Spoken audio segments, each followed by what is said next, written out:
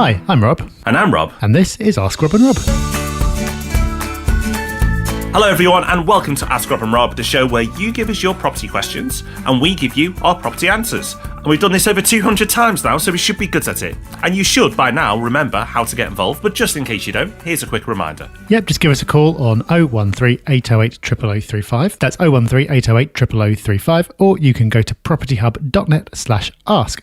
Either one of those methods will allow you to leave us a voicemail. You can re-record it if it doesn't quite work out first time, and get your question over to us. Just like our first caller today, Tom. Hi Rob and Rob, my name's Tom. I'm calling from Birmingham. I'm a long-term listener of the show and thank you for all the content that you put out there. It's absolutely fantastic.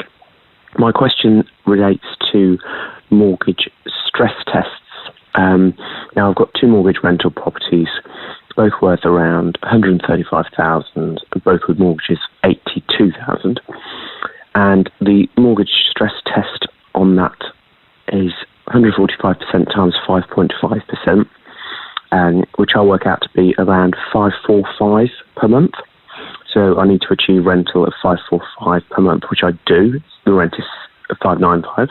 But in these two properties, there's equity of circa 50k each. And really, I was hoping to try and access some of that value, but I think I'm going to be caught short by the stress test that I've mentioned and the minimum rental. But perhaps you could have a view on that. Thanks, guys. Hey, Tom. So you've got it now. Do you understand rental stress tests? For those who are unfamiliar with a rental stress test, mortgage lenders now will look to make sure that the amount of rent that you get on a property is more than enough to cover the current costs and increase costs in the future.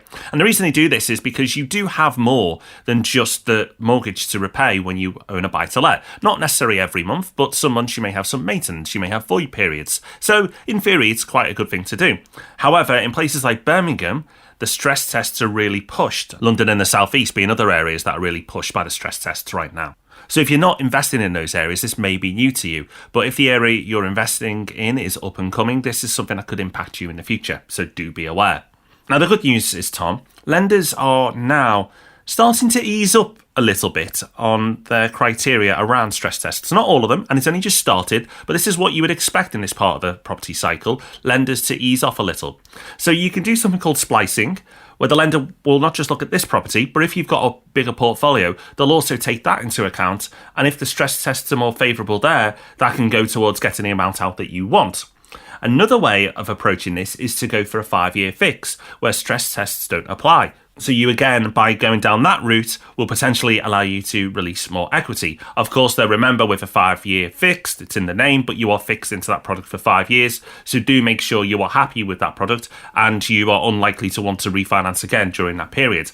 So you've got two different ways of approaching it, and that's today. And in the future, I think there'll be more ways of approaching it. So if you work with a mortgage broker, they may tell you, no, this is the rules and this is how you need to approach it. But this is why it's so important to work with an expert who can give you these different options and different approaches and then allowing you to make the best decision when you have all the information. So good luck, Tom. I hope you get the mortgage product you want and need, and do let us know how you get on. Okay, a bit of help there for Tom. Let's see if we can repeat that for Matt. Hi, Rob and Rob. My name is Matt. I am based in London. Firstly, I just want to say thank you for all the content you guys put out on a weekly basis. My question is about HMO finance. My partner and I are looking at buying a property to convert into an 6-bed HMO. I've heard from a few different places that we can get more of our money back out after refinance by going for a commercial valuation after the works are done. So I'm struggling to find too much info about this online. My question is, should we get a commercial valuation on an HMO, and are there any additional risks to this that you would consider?